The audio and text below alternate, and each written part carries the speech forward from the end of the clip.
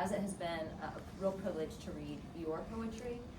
I know it's a really difficult time to be a young person. I'm mother of teenagers. Actually, my son just turned 20, so he's no longer a teenager, but I have shepherded through his teenage years. I know it is a really chaotic and confusing time to be a young person. There's a mental health crisis exacerbated by COVID and social media, and there's so much pressure on young people to succeed.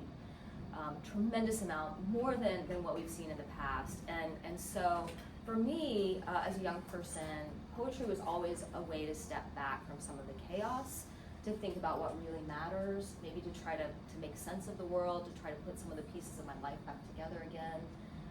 And it also gave me a place to speak, to be heard, to speak my truth. And it gave me a sense of community as I was growing up. And I hope for all of you that it performs the same function. And that is much of what the role of a poet laureate, especially a youth poet laureate, is. It's to bring poetry to the community, to show young people the power of poetry and what it can do for them in their lives. Are we having remarks from our judges? Mm-hmm. So if Margaret Banks is here. I will extract myself from the bag. Yeah. I'm so sorry. So, hello, I am Margaret Banks. I'm a Virginia poet, a nonprofit worker currently over at the Northern Virginia Science Center Foundation, and I was honored to be one of the judges for this year's Loudoun Poet Laureate competition, and I'm delighted to be here to welcome both those who placed and everyone in the community who loves and cares for and supports them, which is wonderful. I'm sure we could fill a room much larger than this if we had everybody who is connected to everyone here. And poetry it's a special kind of language, really. It's condensed and layered and magical, and one person can read a poem and come away with something completely different than the next 5 people who read it. Someone, you might say that this particular phrase, this really speaks to me, and you might say, I don't like that one, but I like this one over here. And that's part of what makes it magical. And you know, Holly, you were saying that it's a difficult time to be a young person, or a difficult time to be any sort of person, really. And during times of trouble, whether they're global times of trouble or just personal times of trouble, it's always the arts that we turn to, isn't it? You put music on, you find, you know, maybe a game that you love, a piece of art that speaks to you, or maybe you write your own. And so it's the musicians, the actors, the writers, and of course, the poets. We've been making art and poetry for longer than we've been humans, really. And I'm sure we'll be making all of them for far into the future. And so today we are gathered to honor and appreciate a very particular bit of that future. So for everyone whose poems I read, you all had something special about you. So thank you. Thank you for your time, for your energy, for your thoughtfulness. And know that you are seen and you are appreciated and you are loved. That is all.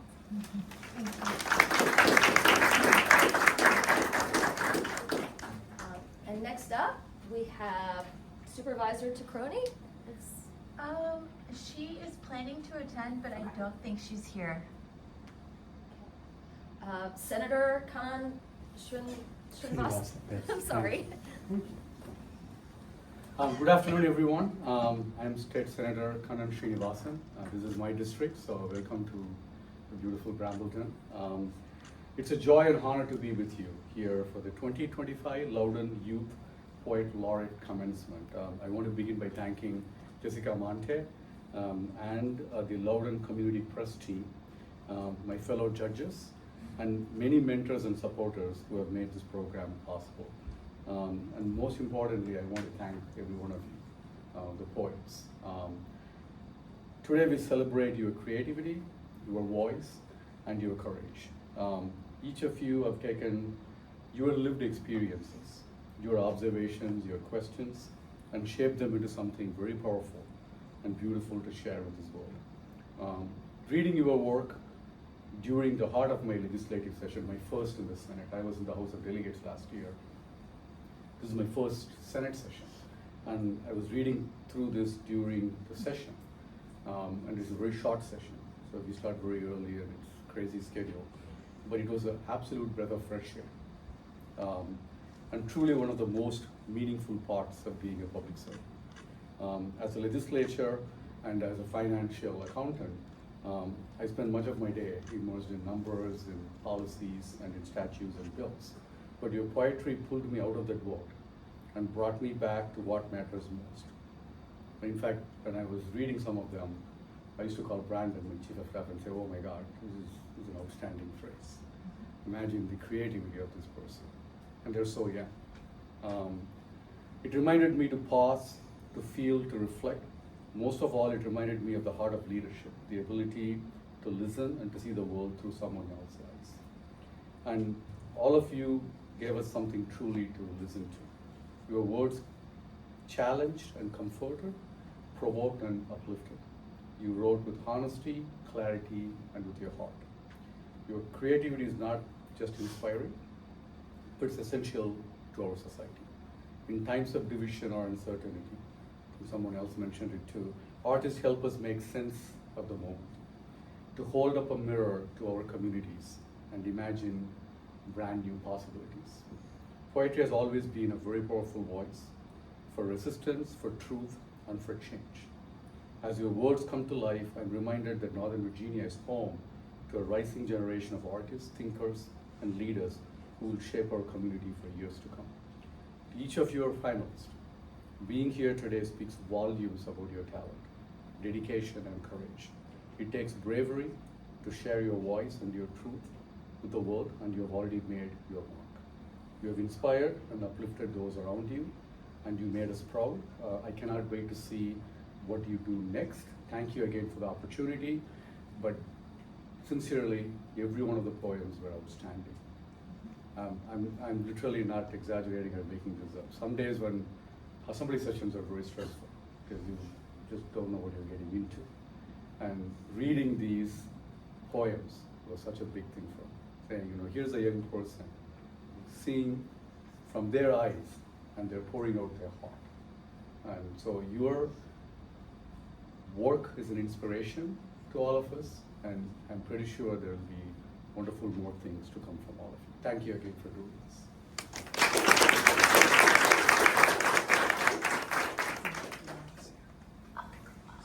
And now we're going to have performances from, We're going to have remarks from Laura DeCrony. Okay. excellent. You're Okay. welcome. Yes. All right, thank you. I was at an Earth Day celebration in Hanson Park. It's Earth Day, yeah. Yes. So I just want to say thank you so much for all that you guys do with poetry. So I'm kind of new to poetry, but it was such a pleasure to read all the students' submissions. They were very unique, and actually I was really impressed with what our students can do and how talented our students are at Loudoun County Public Schools. So all of them were excellent. It was really hard to be a judge, but I enjoyed reading them, and it just inspired me about our future. We have amazing talent, and I think our future is really bright with all of the students and all of what you guys have to give. I'm most impressed with some of the environmental works that people had put forward. I mean, I think the environment is a huge topic for our youth, and I'm somebody who really tries to listen to our youth, especially with the environment.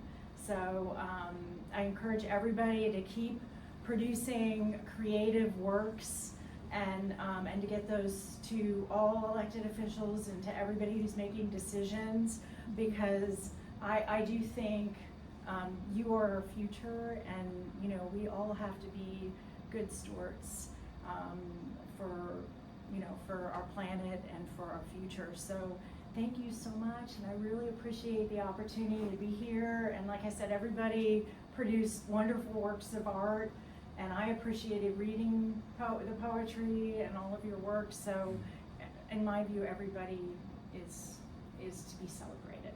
So So thank you so much for having me.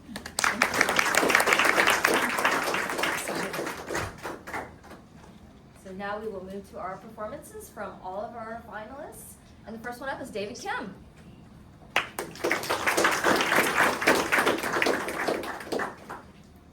Good afternoon. My name is David Kim, and my poem is Hope in the Fires. The hills are scarred, the earth laid bare, a whisper hangs in the air. Charred branches reach like pleading hands across the ash, smoldering lands. The fire raged, it stole, it burned, yet deep within, a lesson was learned. For nature knows, though it seems like the end, the flames are both a destroyer and a friend. The rain will come, the rivers will flow, life will flourish where nothing could grow, the animals will venture near, their voices once silenced now reappear. What seems like ruin, world undone, is the start of life with the sun.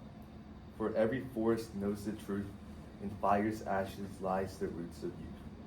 So although the flames have taken much, the earth will heal with nature's touch, a promise held in every seed, hope born from fire's deed.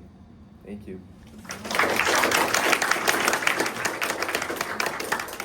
Thank you, David. Next up is Dominic William Runski.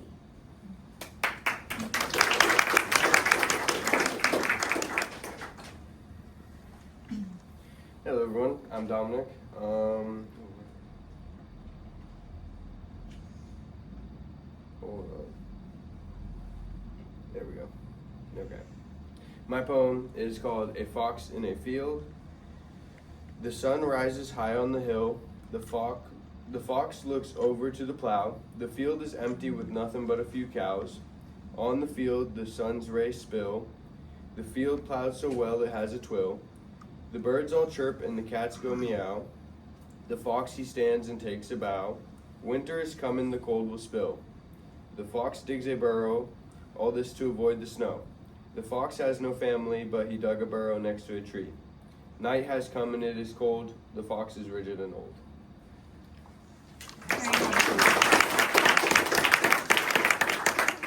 Thank you, Dominic. Our next reader is Krisha Dotiwalla.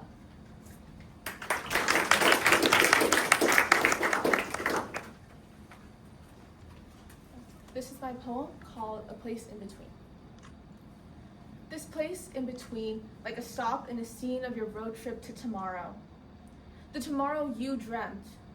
The tomorrow that is unknown, on the wings of wishes, you came to this place in between. Where every person is a different aspect of the landscape. Where every story clashes and collides till you see this land is carried by their stories, our stories. Where immigrant is a word pressed in the ground by their hard-working feet, till that fern is a fossil in Antarctica, and no one says they don't belong. That fern is evidence, and so are we.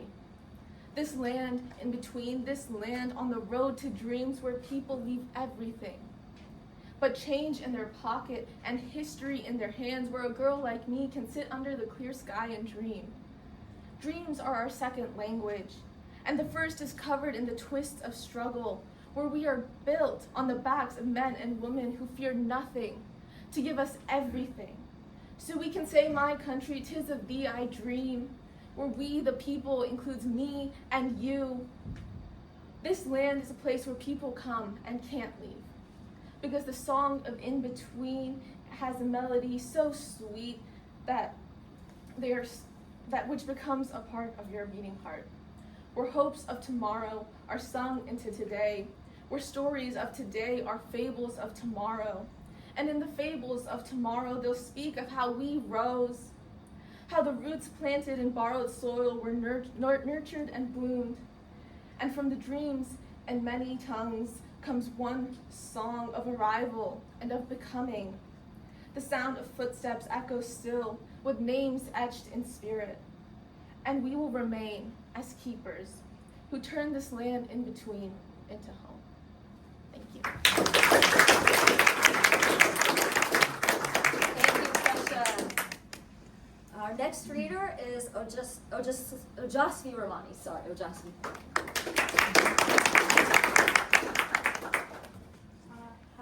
Oju, and my poem is called Mad Lib. We stay awake at night. Dark sky bursts with bombs of light. We crave the parties and we crave the fireworks that mark festivity. Noise fills our nights. The commotion of people and parties, ecstasy and pleasure. They crave sleep. Dim skies burst with bombs of light. The commotion of people and war. They just want to go to sleep. We stay awake in the morning and light wakes us up. Light peeks through to fill the space. All around us, our light helps us in our day.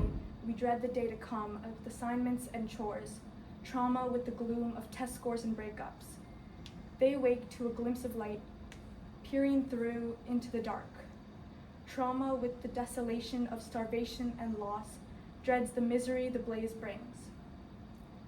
The two stories are not so different. The two stories are very similar, and although the distinctions are clear, the parallels are true, almost like homonyms standing together or contrasting adjectives filled into a Mad Lib.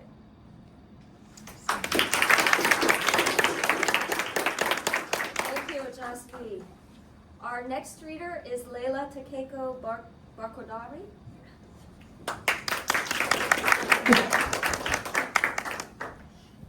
Thank you. My poem is Knights of Old, the Hearts That Fold. The knight perched high atop his mantled steed, his steel prattling, his resolve frayed. A profound solemnity grimaces in his eyes, and he wondered why he ever stayed. He takes care to keep his sight from his arm, with dried blood speckled and caked on. It tarnishes his dull suit of faith, and not one can recall those days when his metal and eyes both shone. A space is left between him and another. A horse is towed, saddle left rough and alone. The knight stays planted upon his spent tool of war, his heart quiet, his faith needing to atone. Thank you. Thank you, Leila. Our next reader is Rebecca King.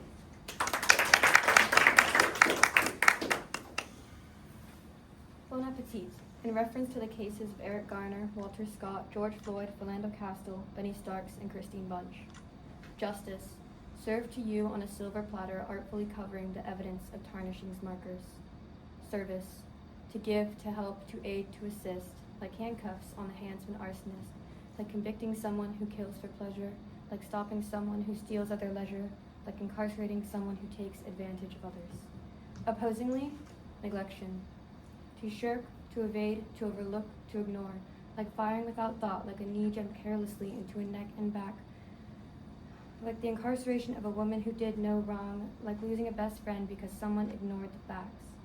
An altered testimony, falsified evidence, the ignoring of holes in a case for personal gain, the deciding of a man's innocence based on hearsay.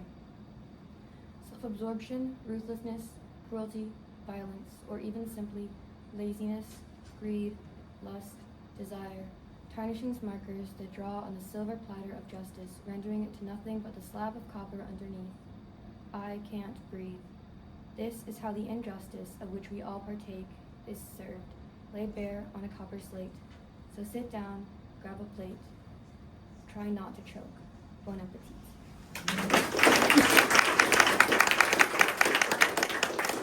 Thank you, Rebecca. Our next reader is Prachi Thakkar.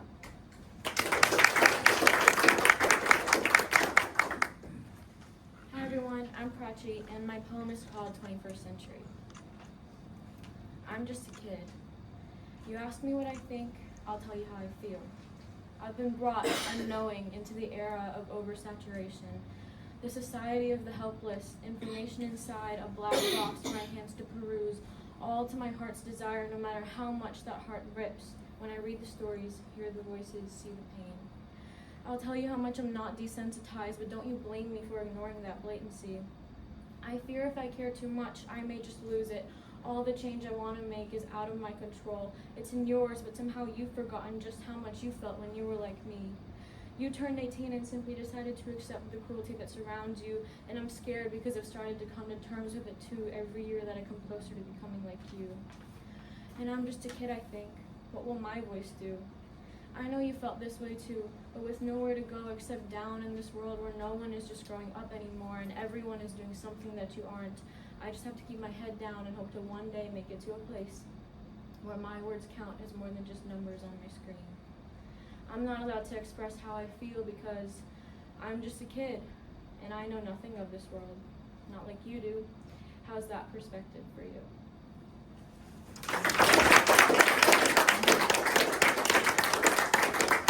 Thank you, Prachi. Our next reader is Harsha Antham. Would any judge like a copy of the poem? What's that? Would any judges like copies of the poem? Oh, I think we already have them, but sure, if you brought them. Thank you. You could distribute these to the other ones.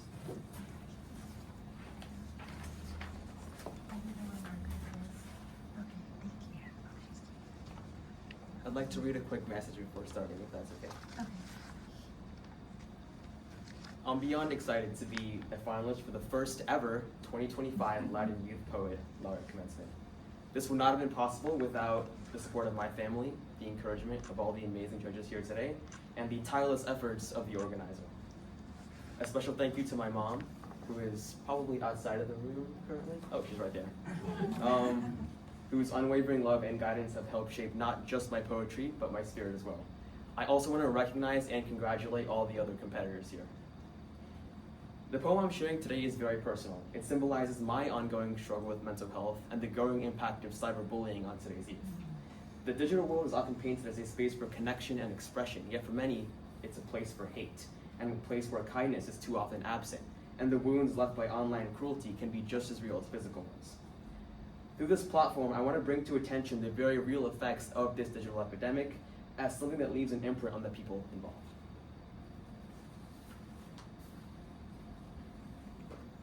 Pixels on a screen, a pulse, a beat, a quiet storm that moves so discreet, a flicker, a flash, then words take their place, in places where kindness fades without trace. Pixels on a screen, so sharp, so bright, each one a story, a shadow, a bite. Her smile once soft, now pulled taut with fear, as invisible voices whisper too near. Pixels on a screen, they blink and they mock. A truth turned to ashes, a ticking clock. The words are like echoes that start to collide, and she learns to pretend they don't hurt inside. Pixels on a screen, no sound, just a glow. The laugh that she hears, they're hollow, they grow. Each comment a ripple, each glance an embrace. But the warmth of it all never reaches her face. Pixels on a screen, they twist and they turn, in the dark corners where faces may burn. A name, just a name, but so often repeated, and with every new click, her spirit defeated. Pixels on a screen, a game to some eyes, as they laugh at the fall, not the ones who despise. They don't know her story, her trembling hand, as she watches the words take the form of command. Pixels on a screen, they shine, they divide, her worth in the balance, her joy pushed aside. But still she survives in the glow of their hate, and waits for the day she'll escape from their weight. Pixels on a screen, they vanish, they fade, but the echoes of voices will never be swayed. For though the words may slip into the past, the scars they left will forever last.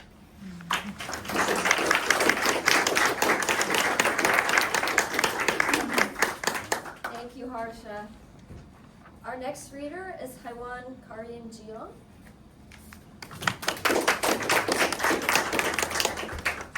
Unfinished by Karin, Jeon.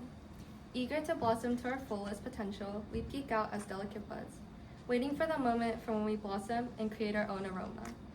We radiate under the sun, starting to blush with delicate hue, tickled by the raindrops, carried by the breeze. Delicate petals flutter down softly, shimmering in the light of the sun, while deep down, the roots prepare for what's coming next. Flowers sleep in winter's chills, petals soft, stems held tight, awaiting for the day the sun comes out, waiting to wake up and blossom again. We grow and bend and wilt. We are in various shapes. Each season marks a new part of us, unfinished and still curious. Thank you. Thank you, Karin. Our next reader is Palatin, Shaaker.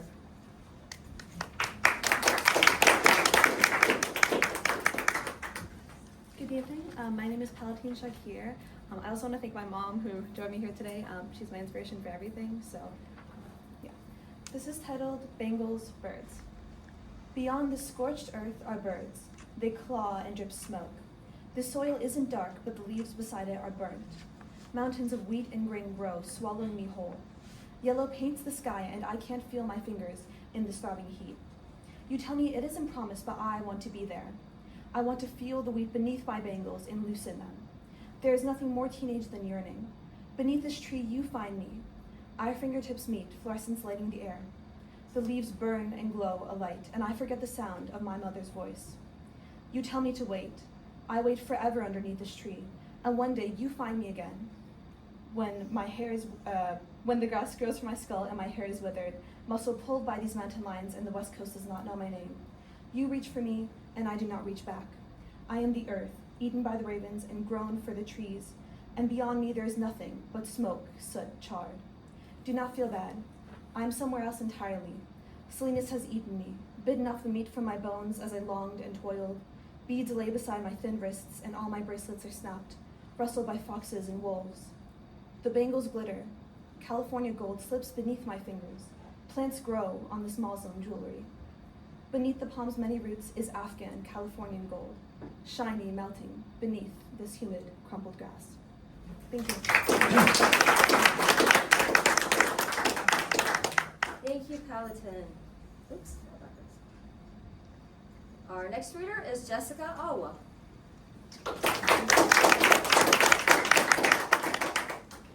My poem is called Smart. You're smart, for something like you anyway. I feel like I can't connect to the rest of you, them, but you're different, intelligent. You don't go around cursing and shooting like the rest. You're proper. You know when it's time to shut up and smile. I like that you can do that. I wish all of them did. I know you understand the rules and fundamentals, because if you didn't, I'm sure you're smart enough to understand you would be the first one I would implicate, articulate enough to understand me as I tell them to lock you away. You know that I hate their kind, and you know I mean your kind, but you know I don't mean you. You're special. You make me forget for just a moment the pitch that coats each crevice of your skin, so potent that I cannot help but spurt vitriol in response to its very sight. For just a moment I forget the sludge that oozes through you, so viscous it's a wonder I can understand what you're saying, but you're smart. Thank you.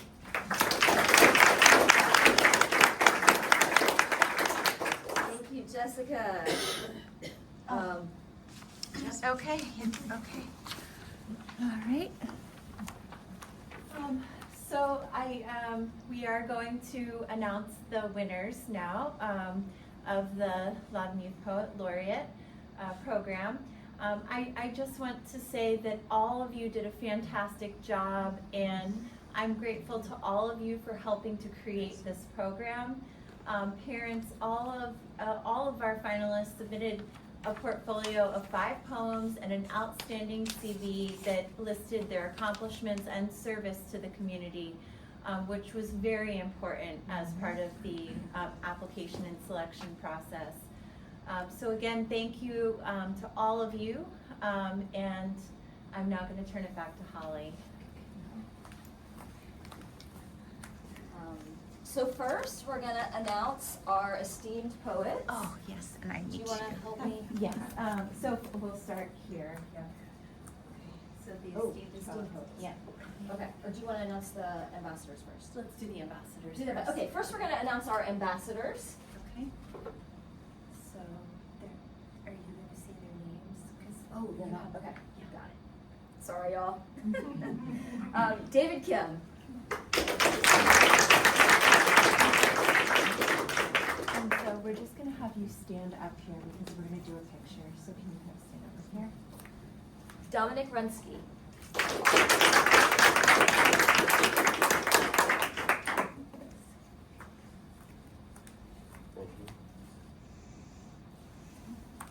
Ojasvi Ramani.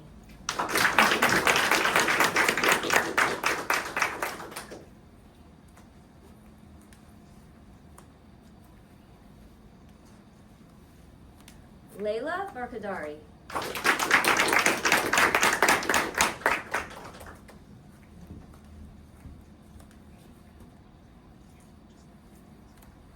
Rebecca King.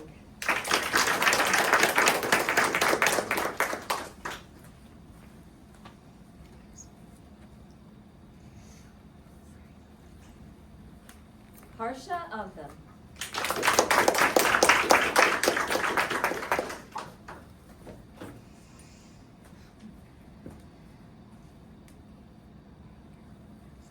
And Karin, Jeon.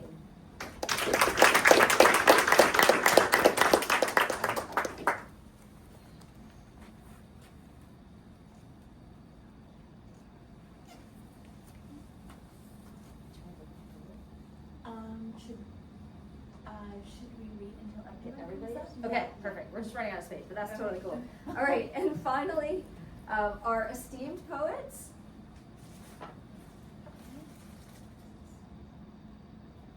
Oh, Prachi, Thakkar.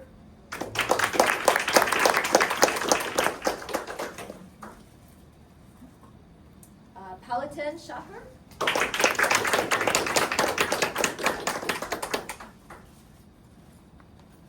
Jessica, Awuah.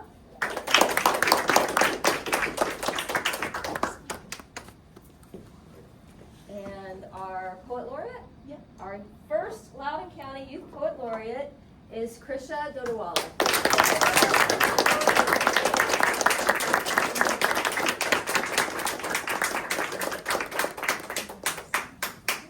All right, so now we need a photo, right? Yeah. Oh. Yes.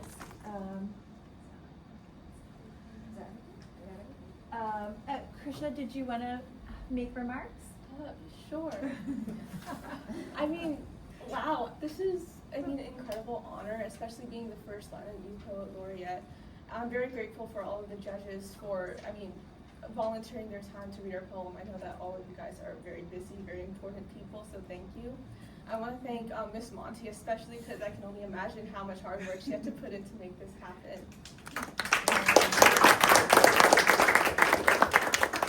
And I also want to congratulate all the other finalists. Every other poem I heard today was incredible, and it was very inspiring to see a group of people so dedicated to art. And I also want to give a special thanks to my mom, because she bared the brunt of this. A lot of late nights, a lot of pain, you could say. So thank you. Yeah.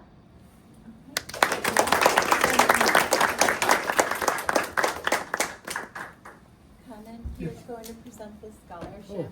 Oh, thank you.